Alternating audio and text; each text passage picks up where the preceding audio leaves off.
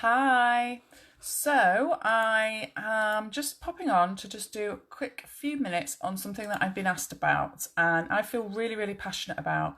So wanted to just share. I'm just sharing now to somewhere that I know it's been asked about. So if you just bear with me for 2 seconds and we'll see if anybody hops on. Say hi if you're there so I can see. I'm just going to tag someone in this.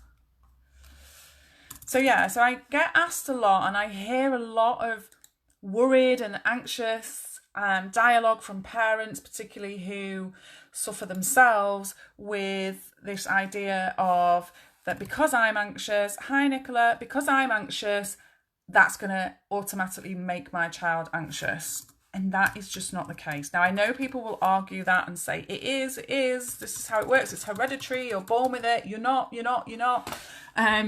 And that's a good thing, isn't it? But I can see where it comes from, okay? And I'm going to share my own experience as a way to explain this, because I can only really share how I've seen it for me, and hope that this may resonate with some of you. When I was severely anxious, before I came across these principles that I now coach, and before I became less fearful of anxiety and I would go through cycles, one of my biggest concerns would be my daughter.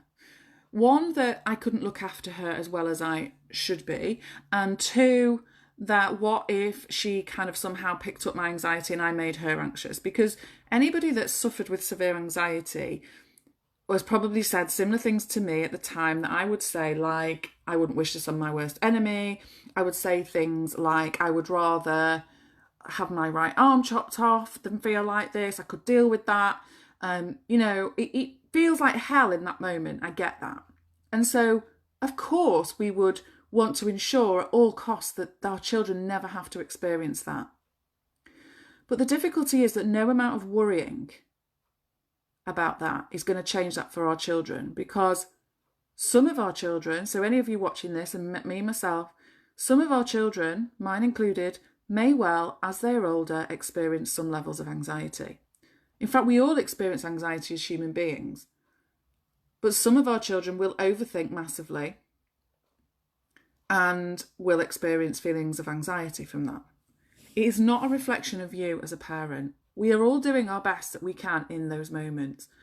But it's a bit of a vicious cycle, because in those moments, if you are constantly thinking that when you're anxious, that you are then going to pass this on to your children or you're going to make them worse, all that is in itself is anxious thinking, which creates more anxious feelings for you. It's creating suffering for you that's completely unnecessary. Children pick up mannerisms, okay? Children pick up learned behaviours. Of course they do. We see it. We see our children can be like little mini-me's. But actually, interestingly, I'm one of 5 children and I suffered with really severe anxiety in my early 20s, and yet my siblings haven't. So how does that work? Well, it works in the way that I massively overthought everything, and that's what created spirals of anxiety for me, and they, for whatever reason, were able to let things go. Now, that is not a direct reflection of our parents, because we were parented in the exact same way, all 5 of us. So, people will argue that actually if you're anxious, your child will see that. Now, what children are more likely to pick up is your behavioural stuff. So if every time you panic, you lock yourself away in a room and don't want to come out, then they might start thinking, oh, maybe that's what you do when you're stressed. Maybe you hide away in a room. And they may then do that to deal with stress. Even if they did pick up some of your habits, just like they're not permanent for you, they're not permanent for them either. So there's no sense in beating yourself up about that. The best thing you can do is to explore more about how thoughts work for you, because the more okay you become with who you are, warts and all, anxiety and all, the easier it will become. And that doesn't mean hiding from them when you're anxious. I don't hide from my daughter when I'm anxious. If I've got a whole load of overthinking going on, I will sometimes say to her, I'm feeling overwhelmed at the moment. I'm overthinking a lot. I'm fine, but I'm just tired. I'm going to have an early night or a bit of space. So I'm going to go read my book. Or I'm showing her that it's okay to be anxious. And if you are, it's okay to take care of yourself. Like, to me, that's a great life lesson. And the fact that they see that we still function and we still manage to do stuff. You know, you could have a massive panic attack and then still end up making your child's tea an hour later when it's settled. Like, you know, you could look at that in two ways. You could look at that, oh my God, my child's going to be traumatized because I've had a panic attack. Or your child could look at that and go, God, mum had a panic attack and now she's cooking tea. Wow, that's pretty phenomenal. They can choose to see it however they see it. Some children will end up with severe anxiety in adults and their parents have never even known what anxiety feels like and haven't experienced it to that degree. It doesn't get passed on like that. So the key thing is, first and foremost, for you to not beat yourself up, for you to explore how you can be more comfortable with who you are, even when you're anxious, because that's the key. That's the difference for me now. I still sometimes get anxious, but I don't see it as that I'm ill or I'm broken or I'm damaged or I need to be away from people because I'm terrible when I'm anxious. I just see it as part of being human. And even I can still sometimes get those really overwhelming moments where I just want to hide away, but they don't last for as long because I just go, it is what it is. And if I need to take a nap today, that's what I'm going to bloody do. So what? Yeah, I do a lot of great stuff. And it doesn't matter if I need to take a nap or I'm having a few off days. And the more okay you become with those, they only become off days and then they pass. It's when people beat themselves up for what's happening that they become weeks and then months, because you're trapped in this cycle of anxious thinking. So you're already anxious thinking, you don't like your symptoms, you worry about your symptoms, you then start worrying about your child and how they're going to see it and what's going to happen to them in the future and how you're going to damage them and they're going to be destroyed and blah, blah, blah and blah.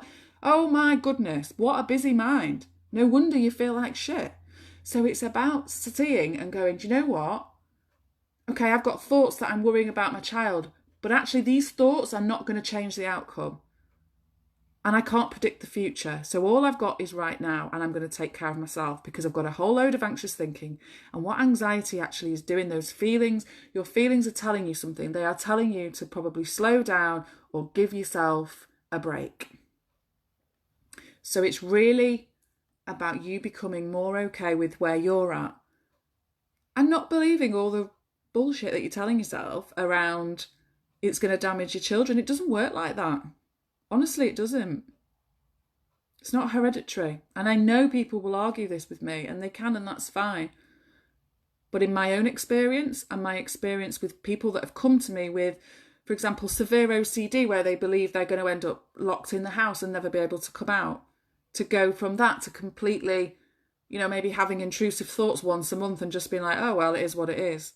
I've seen it far too many times to not be able to see the truth, which is that it comes from anxious thinking. Anxious feelings come from anxious thinking, and it's not something we need to be really afraid of. So if you're somebody actually who doesn't experience anxiety yourself, but your child is, and, you know, then we're like, what do I do for them? How do I fix them? It's scary for you to see them like. I just want you to know that they're okay. Underneath all of that, they're okay. They're not broken. Eric, hi, still crazy. Good, Eric. Wouldn't want it any other way. Such a nice person. Thanks. I concur. I could have drove myself insane worrying that my daughter would get bipolar like me. I think promoting resilience is key. Absolutely. Let the feelings exist, but one doesn't have to own them. No, because the feelings are actually only created from the thoughts in the first place. But what happens is, and why we get stuck in the cycle, is because we have the thoughts, then we have the feelings, then we have more thoughts about those feelings, and then we have more stronger feelings, and then we have more thoughts about that, and then we bring our children into it. And I can remember when I was highly anxious thinking my partner's going to leave me. How can he put up with me like this? Like, all these things are going to happen, and the world's going to end. And look at me now, like, most of the time I'm happy as a pig in shit. I still get anxious. I still have days where I think, God, life's hard work. It's really hard work. But it's all about balance, and the more we accept the ups and downs, the easier it becomes, and the less downs that there are. There's never going to not be downs. Stuff in life is crap. It's hard. Sometimes it's really hard work. But anxiety is when we become scared really about getting anxious. It becomes that cycle of the fear of the fear. So not only are you scared about you getting more anxious, you're scared about your children getting anxious. And you know what? They're okay. they will be okay. You are not damaging them. Just take care of yourself. Just explore this stuff for yourself, and the rest will just follow. They will be okay, honestly. Sabotage myself by not sleeping. That's not good, is it? You need your sleep. So when we don't sleep, we have all sorts of crazy irrational thoughts, don't we? Thick and fast. Let's have a look. Was there anything else on here? Okay.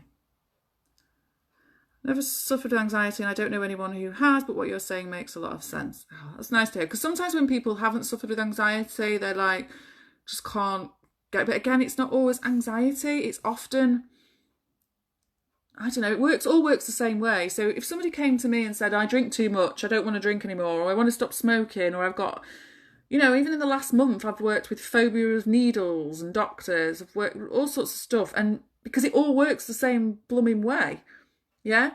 Our experience, our reality day to day is created through our thinking. So, for example, a phobia of needles is created from somebody's thoughts that they're scared of needles. I don't like needles. Needles are going to hurt me. I don't like this. Then what actually ends up making them feel sick is their symptoms. And then they go, what's wrong with me? I'm unsafe. See, I knew needles were bad. But actually, if needles were the problem, then none of us would be okay with needles. I go in and have bloods taken. It doesn't bother me. It's not the needle. It's our thoughts about that thing. It's our experience. We are experiencing our thinking 100% of the day, all the time. So it all works the same way. So for anything, so if anyone watching this doesn't suffer with anxiety, somebody maybe that has depression or has something else, or whatever your diagnosis, whatever your situation, you are 100% experiencing that through your thought.